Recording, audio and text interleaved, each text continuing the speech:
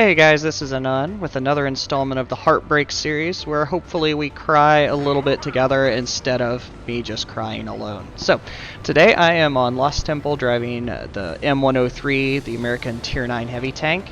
And right off the bat, I was super excited about this matchup because I am the only Tier 9 heavy tank in the game. Or at least on my side, and so that let me know that I am going to be able to run up and dominate the steps pretty well, especially because their makeup doesn't support them super well. The A75 on the other team has no chance of beating me up the steps, so if he rushes for it, I can put a couple shots on the way up, and the IS-3 wasn't overly concerning. So, IS-3 is what I run into right off the bat, so instantly I'm going to go ahead and shoot at the IS-3, and that shot, I think, is really indicative of both the M103 and how this battle has its issues for me, because the gun on this is absolutely fantastic, and it's one of the reasons to really play this tank. But RNG still plays a major factor. So early on, I'm just trying to kind of get shots on whatever is easy. That was really unlucky with that T95 as he rolled by.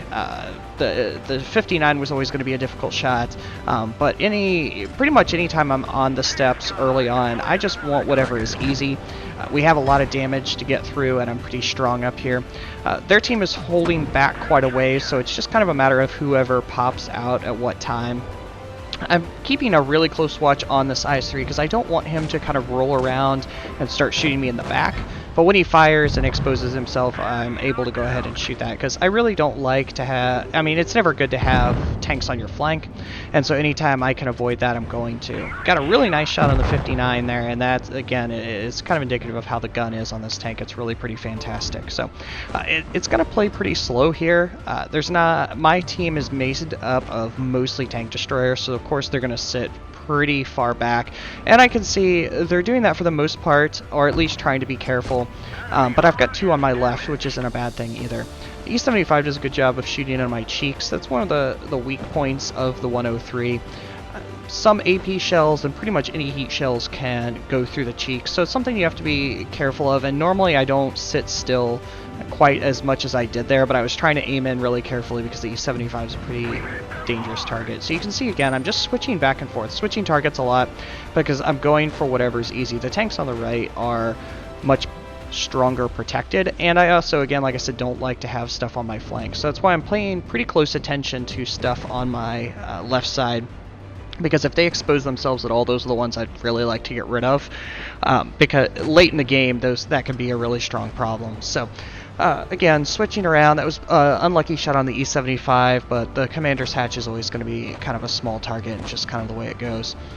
I've considered pushing at this point, but with the objects unseen, I wasn't really sure, and I didn't want to take a big shot from them, so instead get the easy kill on the Centurion, and now know where this 1704 is, so I can go ahead and rotate around and put some shots into him and really cut down on this flank quite a bit, because then it leaves just the Type 59, which is a dangerous tank, but it's not nearly as dangerous as 3 tanks or the 704 that could easily start to roll up the steps and has a chance at an HE round in the back of an American tank. Okay, so we're back into a tied game, and my 2 tank destroyers are hanging back a ways, a little bit behind me. I guess the one to my left, the 704, is fairly close, but I can see the T95 is rolled up on the stairs a little bit and is pretty exposed, so I'm trying to get a quick shot in there. Unfortunately, that was just bad RNG, and it flies to the right. It wasn't the most perfectly aimed shot either, but that's going to happen. It's pretty small kind of windows you're firing out on the T95, but luckily he shows his underbelly and able to go ahead and take care of him pretty quick, and then he takes a big shot, so I can kind of push through, and now at least everything is pretty low health. The E75 is a one-shot, the T95 is a high roll one-shot, a little bit more challenging with that, but it's pretty clear that because of how exposed my teammate was, this is going to be a 1 versus 2, and it's kind of worst case scenario because I have them on 2 essentially fronts, which isn't what I want at all, and that's why I'm focused more on the 59. I know I'm back far enough that the 95 won't be able to shoot me unless he rolls up the stairs farther, and I can watch his icon in the minimap to see if he's going to come forward, and also keep an eye kind of in my peripherals. I get a bad RNG there. But with him rolling back, now I can start to focus on the T95 a little bit. And this is where stuff starts to get a little ridiculous in my opinion. So I'm out of AP, so fire a shot. I think that was my last AP round, trying to shoot into his cold bounces. Heat round fully aimed into his lower plate, which should go right through, and that bounces. Now I have nothing to heat, so I'm a little more limited in how I can shoot. He'd come up far enough, so I needed to drop down to be able to shoot him and try and get away from his gun and use this carcass, but that had a shot that completely missed. 59's doing a good job of harassing. It limits what I can do, and because I'm also really trying to avoid taking a hit.